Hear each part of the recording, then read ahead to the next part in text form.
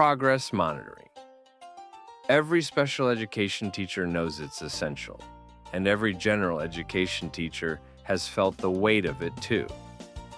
When data lives in 10 different places and only one teacher is tracking it, progress monitoring turns into paperwork instead of progress. But what if it didn't have to?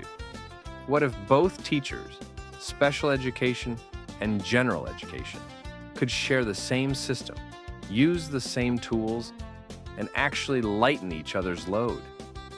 That's Progress Monitoring Parity. And today, let's talk about how both teachers can make it work. In most classrooms, progress monitoring happens after instruction. The case manager checks goals, fills out forms, and hunts down missing grades from 7 different teachers.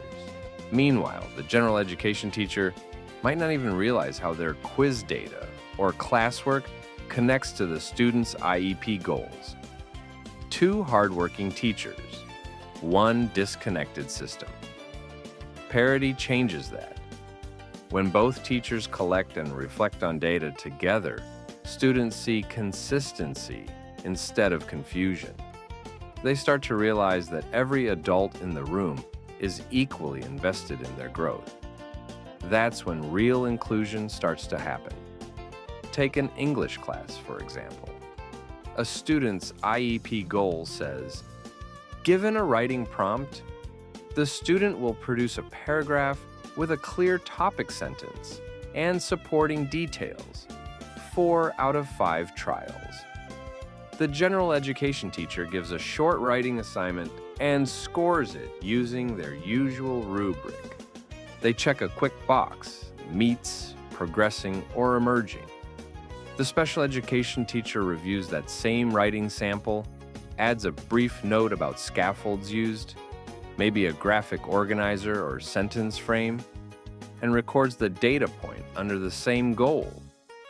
2 teachers, 1 system, 1 shared story of growth. Now let's look at math.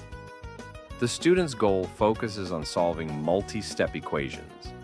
The general education teacher gives a warm-up with 5 problems and notes that the student solved 3 correctly. The special education teacher adds 3 correct independently, 2 with verbal prompts. Together, those 2 pieces of information make complete, meaningful data. No chasing, no confusion, no extra work. Progress monitoring parity isn't just about academics. It works beautifully for behavior and participation goals too. If a student's goal is begin tasks within 2 minutes of instruction, the general education teacher can circle yes or no right next to attendance. Later, the special education teacher records that data in the same tracker. Started 4 of 5 tasks independently this week. That's measurable, reliable data gathered by both educators. Parity works because it turns progress monitoring into shared language. Both teachers use the same scales, the same timeline, and the same expectations. Instead of sending long emails like, "How is Jordan doing in biology?" the question becomes, Jordan's Goal 2 data shows steady improvement. What's working in class? It saves time, builds trust, and keeps everyone focused on what matters: student growth. To make this easier, I designed the Progress Monitoring Quick Start Sheet, a 1-page tracker both teachers can use. There's space for goals, baseline data, progress notes, and grading period updates. It's flexible enough for general education, but structured enough for special education documentation. There's also a full Progress Monitoring Toolkit with editable templates, subject-specific trackers, and examples ready to use. It's not about selling a form. It's about giving co-teachers a shared map so everyone can see where the student is going and what's working along the way.